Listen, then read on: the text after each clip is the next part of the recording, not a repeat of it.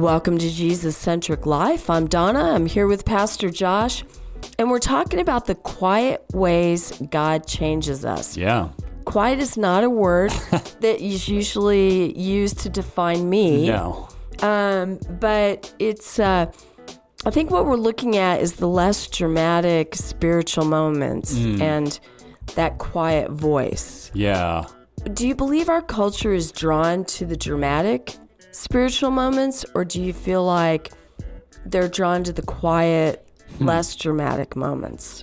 Yeah, it's fascinating. Like, I want my story to be like one of peace and calm, right? I don't know if you ever noticed that. Like, if, what do we want when we go flying? We want an uneventful flight. I do not want turbulence. Yeah. But when you, after the fact, right, you get done with the flight and somebody's like, how was your flight? And you say, it was fine.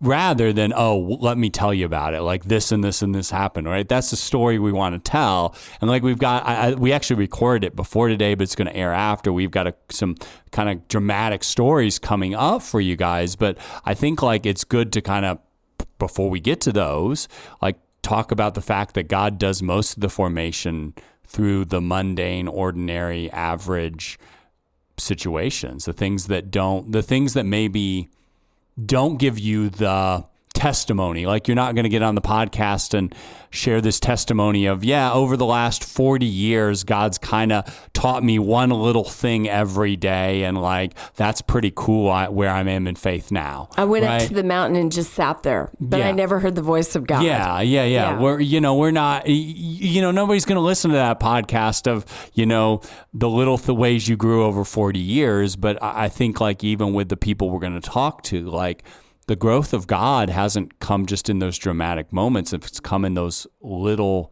things that they did faithfully over 20, 30, 40, 50 years, right? Yeah. Like that's, I think, the beauty of sometimes how God works. He doesn't just work through a mountaintop experience.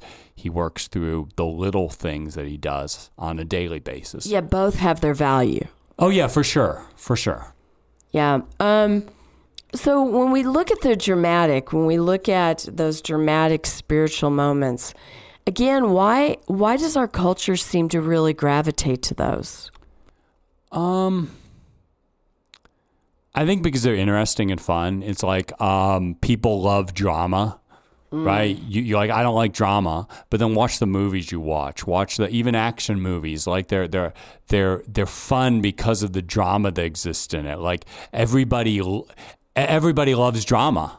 We just don't want to be a part of it, except when we want to watch it from the sidelines, kind of a thing. We don't want it to be our life, and so I think like we're attracted to it. We're attracted to the crazy story. We're attracted to the thing that is unreal. We're attracted to the thing that sounds unbelievable, right? Like that's just, I think, our human nature, and so. Yeah, we prize the stories of, the big thing God did, and we don't tell the stories like my grandma who sat at the same place at her kitchen table for years and years and years, opened her Bible up and read, right? Like, nobody wants to hear that story of transformation. We want to hear the big elaborate thing that happened that changed somebody's life, right? Like, I think it's just how, because again, what type of movie are you going to watch? I'm going to watch, I like war movies. You like war movies. Yeah, you want the action. You want, Tom Hanks storming the beaches of Normandy, right? I love that. Like that's what you want. You don't want the story of you're not going to watch a movie of the grandma who sat down at her table, prayed for each of her grandkids by name, opened her Bible, read her Bible, and then closed it in prayer and made breakfast for her husband, right? Like nobody's going to watch that story. Now again, I respect it. Yeah. But that's not where I'm going to gravitate to, right? And so that means that you're not going to hear that story, right? Yeah. Like you're going to hear the story of the radical transformation, right? That happened because of this crazy moment where God showed up and did this miracle, which, by the way, is really cool when God does. Like, I'm not undermining that. But like we miss the story of the average ordinary in the midst of our wanting the story of extraordinary. Can you even say that again? Probably not. We miss the story of the ordinary, extraordinary transformation that God makes because we're just looking for the extraordinary story. Yeah, that's really good. But he does his greatest transformation through ordinary. So how do we discern when God is being quiet and we're not paying attention? Yeah, that's a good one. Maybe we can jump to a verse that kind of sums this up and then maybe talk about it if that's okay. Yeah. So this is in 1 Kings 19:11 through 13. One of those kind of lesser known stories, but it's about this guy by the name of Elijah, who's a prophet, which is a good name, by the way. I named one of my kids Elijah, but it's about Elijah the prophet, and God was going to talk to him. And so he said, that's God. This is 1 Kings 19:11 through 13. He said, that's God. Go out and stand by the mount before the Lord. And this was under the context that I'm going to talk to you. God had told him, I'm going to talk to you. And behold, the Lord passed by, and a great wind tore the mountain and broke it in pieces, the rock before the Lord. But the Lord was not in the wind. And after the wind was an earthquake, and the Lord was not in the earthquake. And after the earthquake was a fire, but the Lord was not in the fire. And after the fire was the sound of a low whisper. And when Elijah heard it, he wrapped his face in his cloak and went out and stood at the entrance of the cave. And behold, there came a voice to him. And so I think that's just absolutely fascinating that God would work in that way, that he would work not through the big things, but through that still small voice, right? Do you think it's situational when God does that? Do you think it's like it depends on who he's got that lesson for or what he's doing? Do you know what I mean? Yeah, I think sometimes God needs to do a big things to catch our attention, right? I think that's clear, and he will do that. But that doesn't mean he promises to do that for everybody, right? Like just because somebody else had this big story doesn't mean you're going to get this big story. Yeah, I think we talked a little bit about that a few podcasts ago. Yeah. With, we don't even remember now, but it doesn't matter. But yeah, sorry about that. No, that's fine. But yeah, I think sometimes God does that. But I think how often do we miss what he's saying because we're not going to the places where he promises to show up, right? Like, I'll be quite honest, scrolling reels on YouTube or shorts on YouTube is way more fun than opening my Bible, right? It's way more interesting, way more exciting. And I can even, curate it so it's just giving me Christian content and what other pastors or thought leaders in the Christian church think. Like, I can even curate it that way, and it's way more entertaining, right? Like their good lighting and how they're dressed and what they're saying. And, that's way more entertaining. It's way more interesting. It's kind of the earthquake or the fire, right? Like, I don't know if you've noticed, like when there's a fire, like people show up to watch it. Right. 'Cause it's like, oh, something's going on here. And it's easy for us to think because it's exciting, it must be from God, right? Because it's exciting, it must be from God.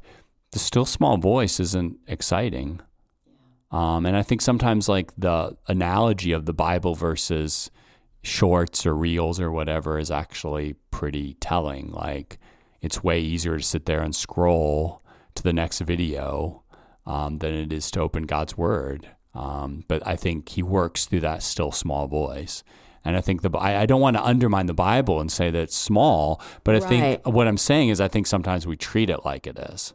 We treat it like it's kind of like, I got to do my Bible reading today. Like even Christians that do our Bible, how much do we say, well, I have to do my Bible reading? Oh, yeah. And then you talk to people that just astound me, right? Like that just love the Bible and yearn to be in it, and it's just so amazing. But they've kind of learned to grasp and listen to that still small voice in a way that even as a pastor, I'm still growing in, to like listen to that still small voice where he speaks through his word.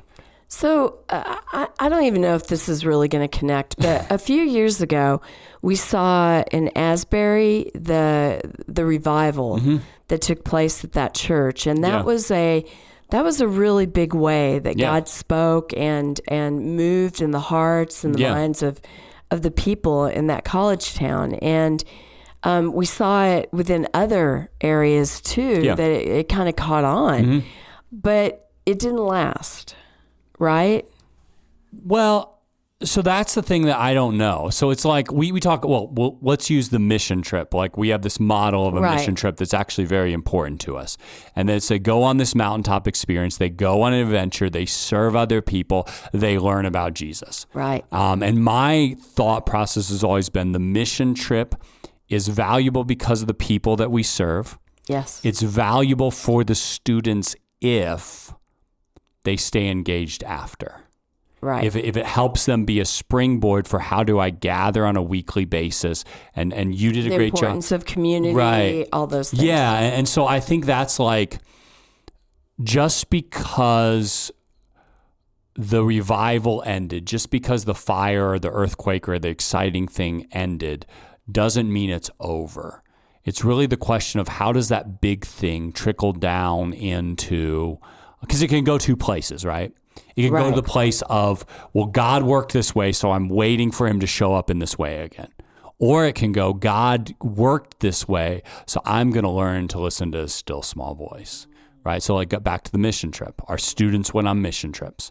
Praise be to God. They served. They did something great. I will honor that. I will fight for that. Our church should always be doing that. Right. But what really is important for them is when they come back, are they listening to his still small voice in the less exciting thing of coming to youth group, studying God's word? It's not as exciting. Yeah, when It's they not. get back to school Yeah. and they start hitting Yeah. the normal in a sense. Yeah. What do I do with all that? Did it change my life? Yeah. Am I in the Word? Am I in prayer? Right. Yeah. Yeah. Because I think we have these ups and downs of, of our spirituality and of our, how God's working in our lives. And so I think we got to remember to look for him. I think it's easy to see him in the big sometimes. It's harder to see him in that still small voice. And I think we have to be really intentional about looking for it. Yeah. And how does the big, if you do get the blessing of a big, how does that push you into hearing his voice in the smaller things?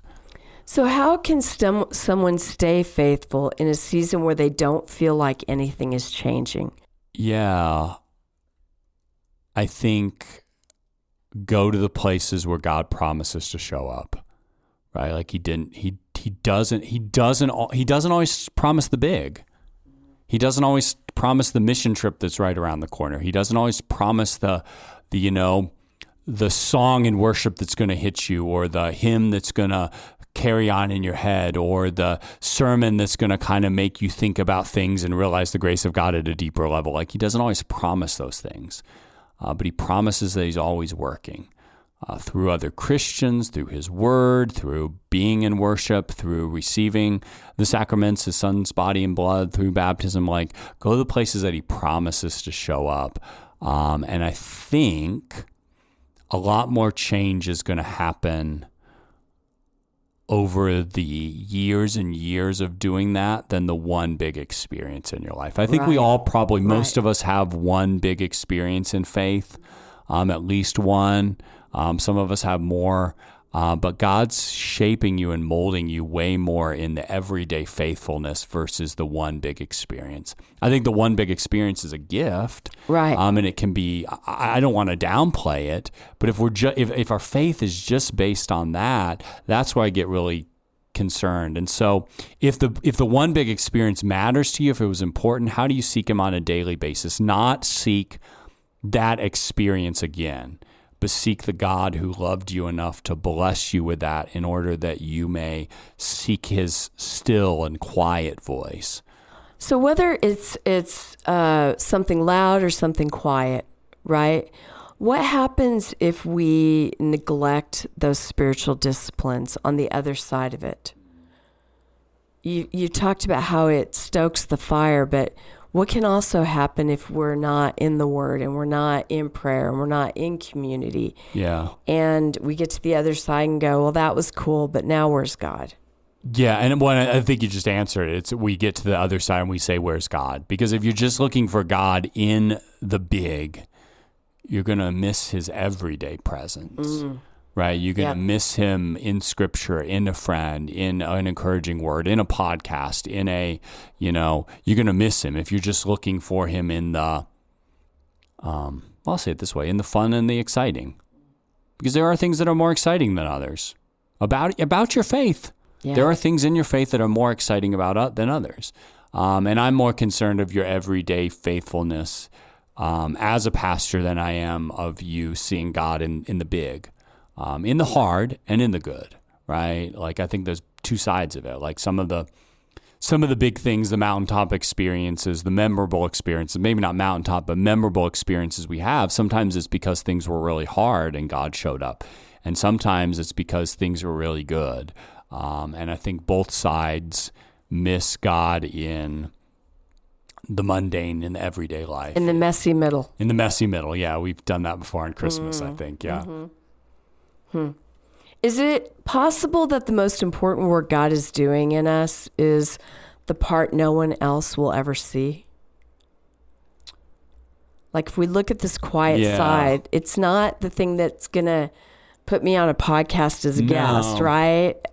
I mean, is it possible that that's the most important thing God does? No, yeah, I think it is. Carey Nieuwhof, who I quote a lot, says that you got to build your character as much as your competency. And I think that's really important. And character is only built through doing the right things with God on a regular basis. Like, I think that's really and by doing it with other people, like, that's the only way we build our character. And so I think we get noticed sometimes for our competency, but our character is actually more important. And God's the only one that can build our character. And your character isn't built primarily through the big thing. It's built through the little everyday choices that you make. I'll give an example. Caleb memorized pi for a talent show. Oh, so 3.14. He got to 80 digits really easily. Like, he didn't work. So now, like, I'm working with him on, do you want to keep this up? Do you want to keep going? So, like, the world record right now is 280. Wow. So he's decided in a minute. And so you got to do it really fast. Oh, wow. So, but he's kind of decided, and we'll see if it sticks. But I'm trying to teach him that, like, what can you do over time? So we did the math, and to break the record his 8th grade year at the talent show here, he would have to memorize, I think, 40 digits every year. So that's really only 1 digit a week. Wow. Right? Yeah. And again, it's the speed thing will be hard. So it'll get harder as he goes. Correct. But because what he can do now, But anyway, like, you get the idea. Like, so you don't know much of the Bible today. You haven't really opened it up. It doesn't make sense to you. Right. If you read 1 minute a day for the next 5 years, how much of the Bible would you have read? Would it make more sense to you if you spent 1 more minute in prayer each day with God, right? And so I think it's being intentional with not like, oh, I've got to understand all the Bible tomorrow, but just to get immerse yourself in prayer and fellowship in the Bible. And what would your life look like in not 30 days, right? We want a fast change, like everybody's going to say. Correct. Reshape your body in 30 days. Correct. New Year's resolution. Yeah, what would your life look like if you did those little things on a regular basis, starting now for the next 1 year, 5 years, 10 years? Because I think the path to success isn't the big jumps, it's the little things we can do to know God better each and every day, right? Yeah. Yeah, that's really good. That's really good. I'm personally excited to see Caleb go for a world record. We'll see. I've never known anybody that's had a world record. Yeah, and we'll see if he wants to do it. But it's going to be. It's I think the key from that is, right, was he doing on an everyday basis or at least a weekly basis? We've got to work on it every week. Yeah. And then it's really doable. Yeah. Like, if he decides that, 1 week before the talent show that he's going to get to 160 digits this year. It probably won't happen. He's really smart, so maybe he could, but like most of us aren't like him. And so, we've got to have that everyday faithfulness in our Bible reading. And I couldn't do it at all. So. Oh, yeah. I can do 5 digits after practicing with him all these times. Oh, wow. Well, thank you so much for listening today, and we really appreciate it. And we'll look forward to our next episode. Have a great day.